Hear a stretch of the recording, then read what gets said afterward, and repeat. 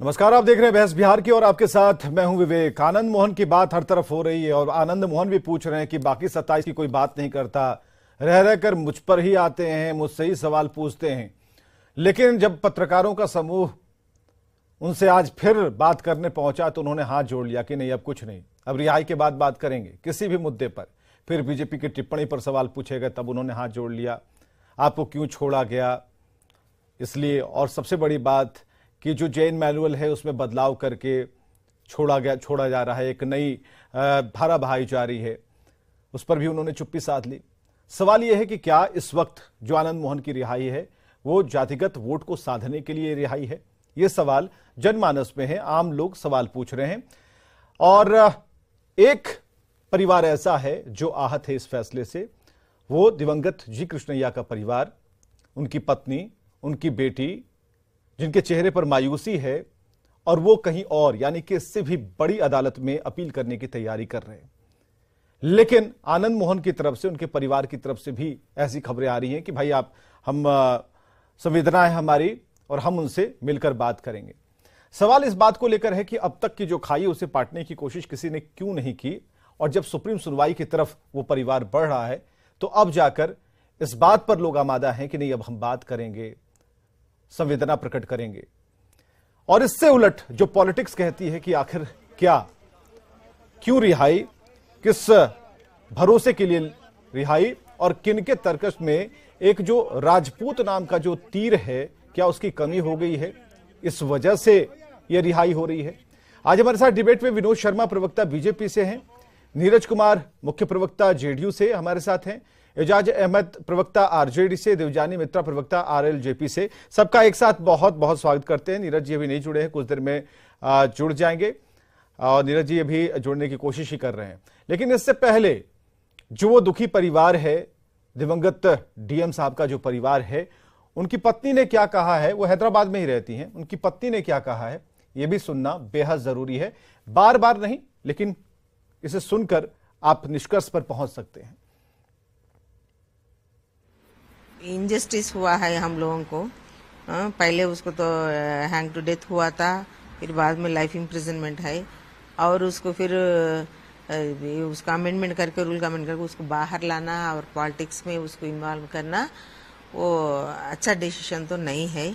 हम लोग तो बहुत अच्छा नहीं लग रहा है हम लोगों को। तो बिहार गवर्नमेंट में तो पूरा कास्ट पॉलिटिक्स है। वो राजपूत है, वो बाहर आए तो उसको राजपूत वोट्स मिलेगा बोल के बाहर लाया गया, बस उतना ही। नहीं तो क्या है, तो बाहर लाने क्रिमिनल को बाहर लाने का क्या जरूरत है? वो भी चीफ मिनिस्टर इन्वॉल्व होकर उसको बाहर लाने का जरूरत नहीं है। मगर हमको तो वही लग रहा है, इलेक्शंस में उसको खड़ा कर देगा, उसको एमएलए सीट दे देगा उसको पूरा, और राजपूत लोग कम्युनिटी का वोट्स मिलेगा बोल के सोच रहा है। आनंद जी, इससे बात करने के मैं आनंद मोहन से कोशिश। तो आपने सुना कि क्या कहा गया, और जाति के वोट के लिए आनंद मोहन की रिहाई, आपने सुना कि आवाज कहां से आई है। और नीरज कुमार जी हमारे साथ जुड़े हुए हैं, मुख्य प्रवक्ता जेडीयू, वहीं से शुरू करते हैं। नीरज जी, आनंद मोहन की रिहाई के चलते कानून में सुधार की जरूरत इस वक्त क्यों पड़ी? बनाने वाले भी आप, बिगाड़ने वाले भी आप, तोड़ने वाले भी आप, तो आखिर क्या सिर्फ आनंद मोहन के लिए इतना सब कुछ? क्यों एक व्यक्ति को केंद्रित क्यों किया जा रहा है? तो 27 लोग हैं, इसमें 5 लोग को माननीय न्यायपालिका ने CWJC के क्रम में कहा। पहला सवाल। दूसरा, यह कानून भाई देश के अंदर में संविधान है कि नहीं, और संविधान में समानता का अधिकार है कि नहीं।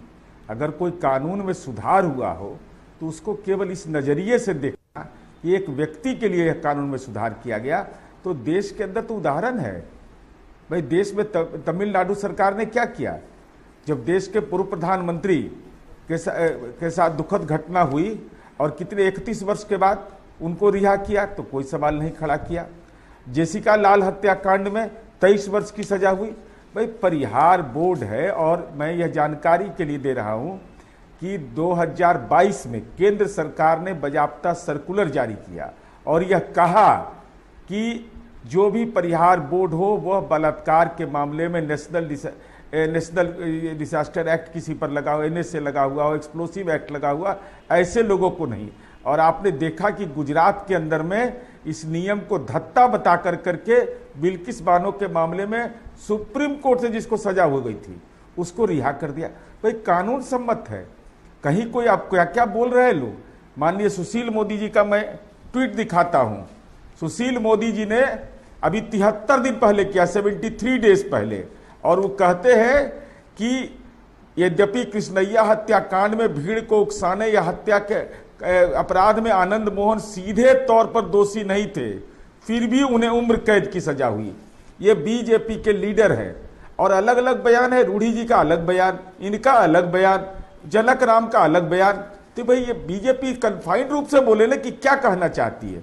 क्या कह दिया कि MY समीकरण के लिए। अब बताइए, मैं तो पूरा जाति नहीं लिखा रहता है, जरा जाति की सूची लोग देख ले अपना, क्योंकि जातिगत जनगणना, जाति का तो नाम लेना अपराध है, लेकिन हम ये जानना कहां से आ गया भाई।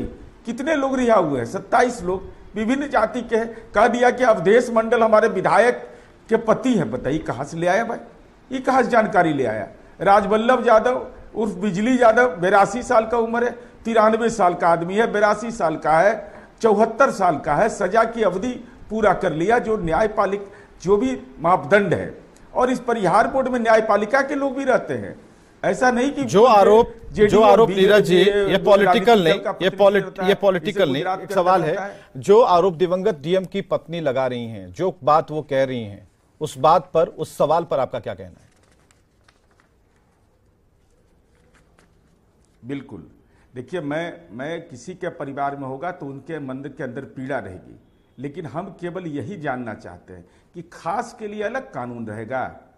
भाई 15 साढ़े 15 वर्ष तक जिस व्यक्ति ने सजा पूरा कर लिया, कोई 15 साल 18 साल 17 साल पूरा कर लिया हो, और कोई व्यक्ति यह मैंने अलग अलग कानून, तो आप देखिएगा, मैं बोलना नहीं चाहता हूं, IAS एसोसिएशन ने आपत्ति, जरा निकाल के गूगल पर देखिए कि CBI ने कितने लोगों पर कार्रवाई की है, 86 लोगों पर।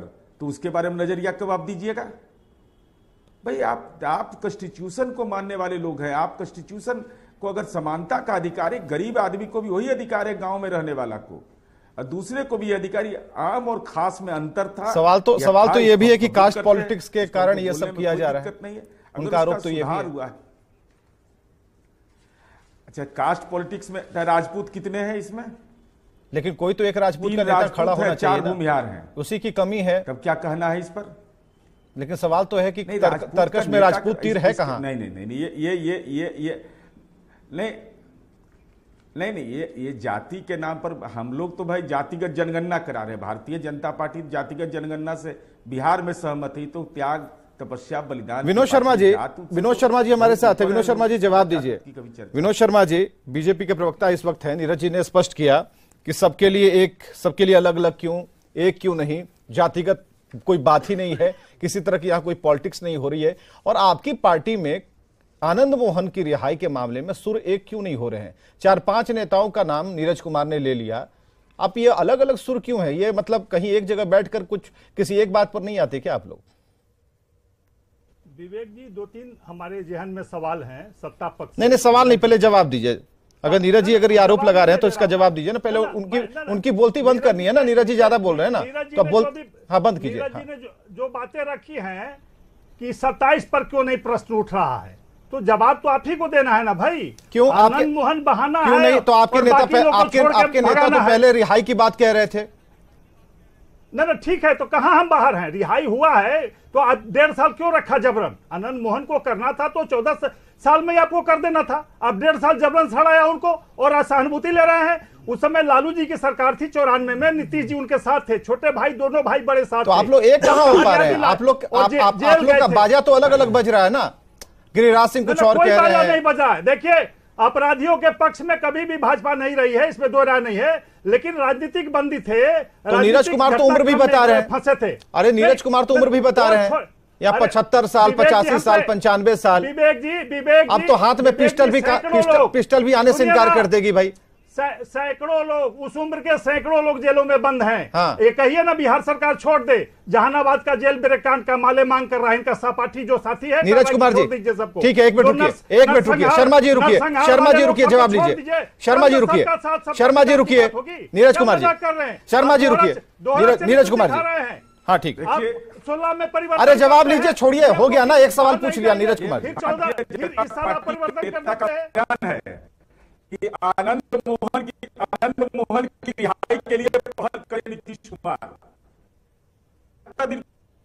भारतीय जनता पार्टी से यह जानना चाहता हूं कि अगर कानून में संशोधन हुआ और आपने यह कहा था कि पहल हो, तो भारतीय जनता पार्टी सुशील मोदी के खिलाफ कार्रवाई करे सीधा अनुशासन। भारतीय जनता पार्टी बहुत तरह की मांग कर रही है। कितनी बात आप मानते हैं? ये सब पहेलियां मत बुझाइए। नहीं, पहेली इसमें क्या है विनोद शर्मा जी, हम आप कोर्ट नहीं कर रहे हैं, लेकिन आप ही के नेता है ना, सुशील कुमार मोदी जी आप ही के नेता है ना।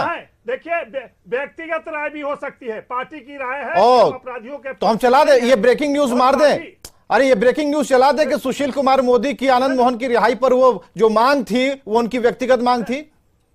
बोलिए। नहीं, व्यक्तिगत मांग थी वो। एक देखिए, चला दे, बोलिए ना। नहीं, चला देते हैं, ये पूरा जो ये चल रहा है ना, ये पूरा बदल जाएगा। ये व्यक्तिगत मांग चला दे, सुशील कुमार मोदी की व्यक्तिगत मांग। मुख्यमंत्री जी जेल में, मुख्यमंत्री का भाषण सुनिए ना, कहा कि हम जेल में। नहीं, अरे भाई, जिसने कहा हम उस पर जाएंगे, मुख्यमंत्री के भाषण पर क्यों जाएंगे? मुख्यमंत्री को जो करना था उन्होंने किया ना भाई। आप ये बताइए, अभी जो हल्ला गाड़ी चल रही है, अभी जो चारों तरफ से हल्ला हो रहा है, 5 तरह के बीन बजाए जा रहे हैं, साफ कंफ्यूजन में है भाई कि किस तरफ से कौन सी आवाज सुने। ये न पूछिए माले की बात को क्यों नहीं मानता सत्ता पक्ष। माले इनके गठबंधन के साथ। वो तो आपसे पूछ रहे हैं, आप कह रहे हैं उनसे, आप उत्तर दीजिए, आप उनकी तरफ चलते हैं, आप उत्तर दीजिए। नहीं, आप उनके नीरज कुमार की बात का उत्तर दीजिए। आपके नेता सुशील कुमार मोदी ने कभी आनंद मोहन की रिहाई पर पुरजोर मांग की थी। हमारा काम प्रश्न करना है, सरकार से प्रश्न करना है। ओ, आप पूछिएगा और आपसे कोई ना पूछे। दोहरी नीति। नहीं, आप पूछिएगा, आपसे कोई ना पूछे।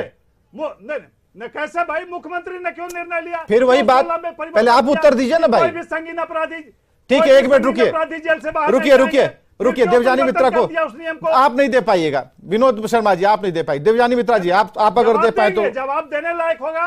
हाँ, तो जरूर देंगे। ठीक है, 3 आप जवाब दीजिए। देवजानी मित्रा जी।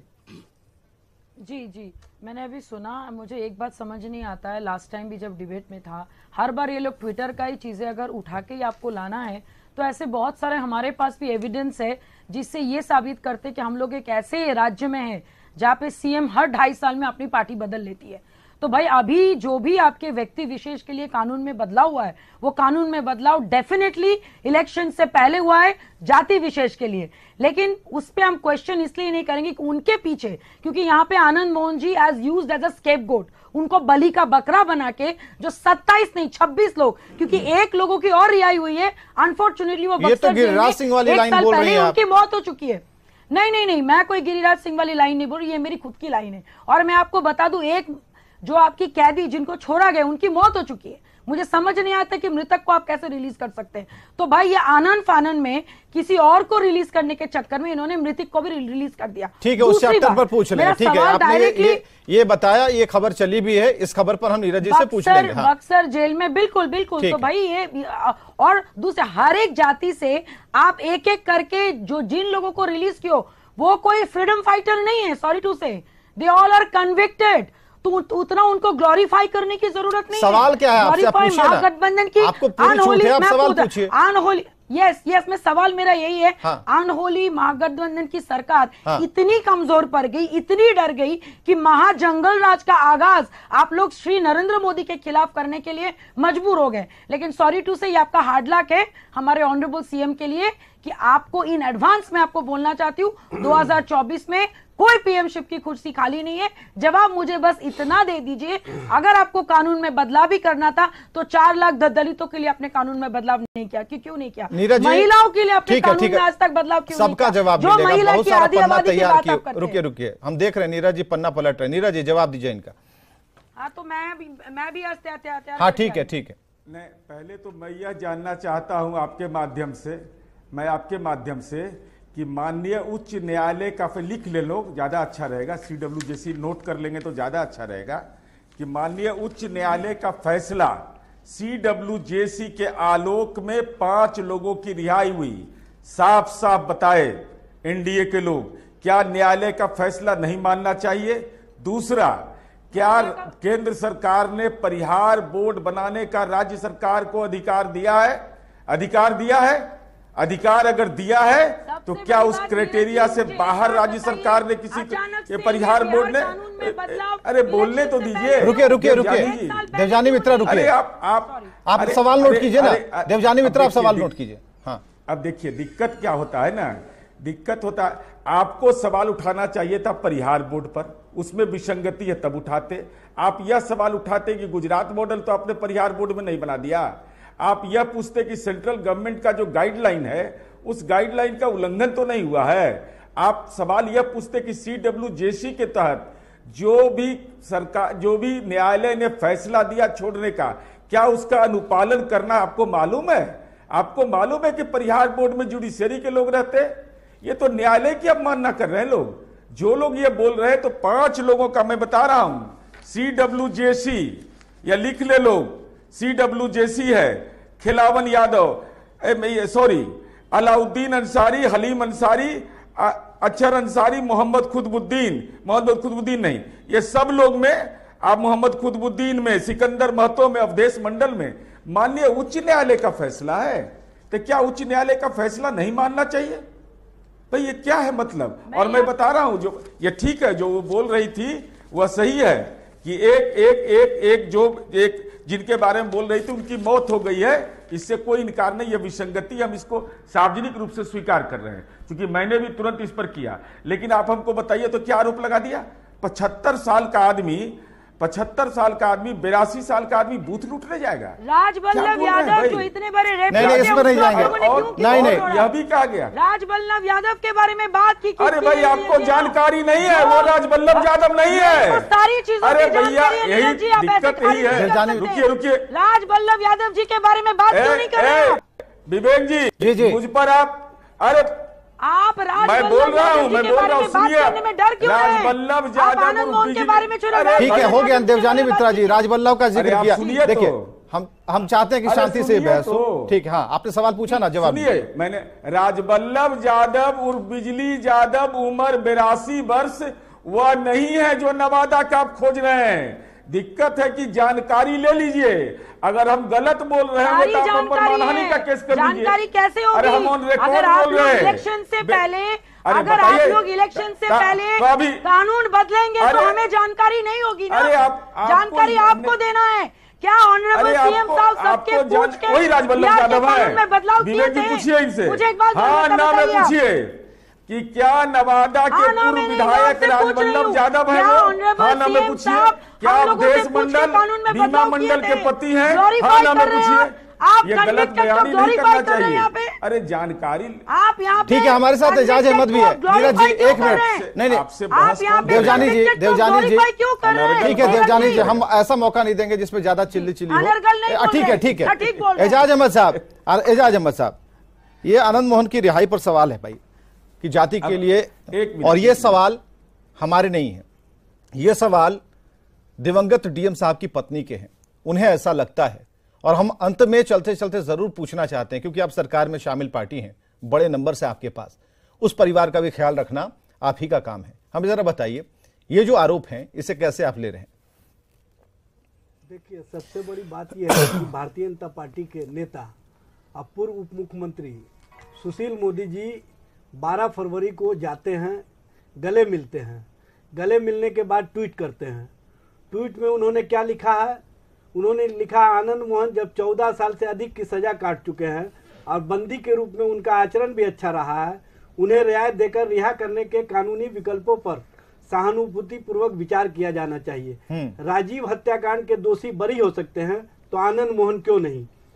सबसे बड़ी बात यह है कि एक तरफ ये गले लगाते हैं, दूसरी तरफ ये विरोध करते हैं।